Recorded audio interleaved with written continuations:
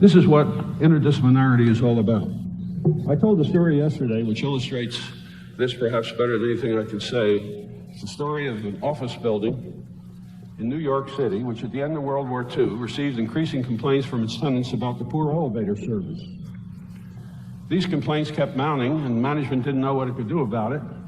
But eventually, some of the major clients in the building, multi-floor occupants, like accounting firms and law firms, threatened to break their lease and move out because their employees were complaining so much about long delays for elevators.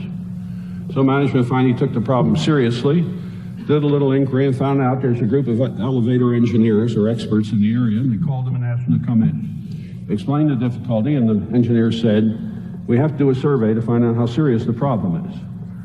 And so they were authorized to do so for a fee, of course. And they came back several weeks later and said, you got a problem.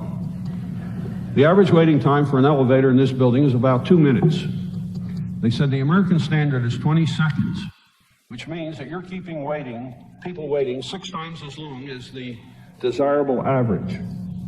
You've got a problem. The manager said, what can we do about it? The engineer said, there are only 3 things you can do about it. One is you could add elevators. That means you'd have to take part of the building that's occupied by other things now and put elevators in. The second thing you could do is use automated elevators, which move more quickly than the old elevators which you got. The third thing you can do is introduce computer controls to your elevator system. This would enable an elevator, when it reaches the 20th floor, and there's nobody waiting above, to go down to the first floor instead of going up to the top before it comes down. This saves time and increases the availability of elevators. The management said, which one of these is best? He said, we don't know. You have to do research to find out. So they got a great big juicy contract. They went off and did the research, came back after several months and a couple $1 million later and said, you got a problem. What do you mean? He said, well, in order to add a sufficient number of elevators to solve the problem, you've got to reduce the rentable space in this building by an amount that you can't possibly justify by the change in income. It would be a bad investment. Well, what about automating the elevators? Well, that will only reduce the time to about 1 minute, which is still 3 times too much. What about computer controls? Same thing, they said.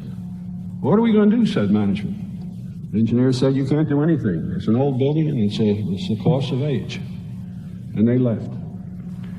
Complaints kept going on, and finally management became absolutely desperate and decided to do something it would never do under normal circumstances. These were absolutely unique conditions. So they called a meeting of their subordinates. The head of each department in the building was called, and everyone came. A large building like this employs between 200 and 400 people, except the head of personnel department. He was off on a trip, and he sent his young assistant, who was a recent graduate in personnel psychology from Penn State. And when they entered the room, management described the problem to them and the result of the engineering study. They said, what I want to do here today is brainstorming. He said, now this is what brainstorming is. I'm going to ask you if you have any ideas of how we can solve the problem, and somebody will make a suggestion. Now, nobody can say what's wrong with the suggestion, why it won't work. If you don't think it'll work, you have to say what you would do to make it workable. So every contribution has to be constructive, working our way toward a solution. Is that understood? And everybody nodded. He said, okay, let's have a suggestion. Somebody raised his hand and made it, and everybody immediately told him why it wouldn't work. 3 or 4 of these occurred in a row, and pretty soon people stopped making suggestions. There was a long silence in the room, and the manager got desperate up at the front of the room, and finally he looked at the young man. He said, you haven't said a word. He said, don't you have any ideas? He said, sure. He said, I do have an idea, but I'm ashamed to present it. He said, people will make fun of me. He said, we don't have the luxury of making fun of you. What's your idea? And the young boy told him. 2 weeks later, at a cost of $500, the problem was dissolved. Now, what had he done? See, everybody had said the problem consists of slow or not enough elevators. We've got to add elevators or increase their speed. But that's not the way the young man looked at it. He said, people standing there for 2 minutes are bored. They've got nothing to do, and they're complaining about the boredom. Therefore, how do I entertain them so they won't mind the wait? It's a very different problem. The solution was simple. He put mirrors up in the lobby so they could spend their time looking at each other.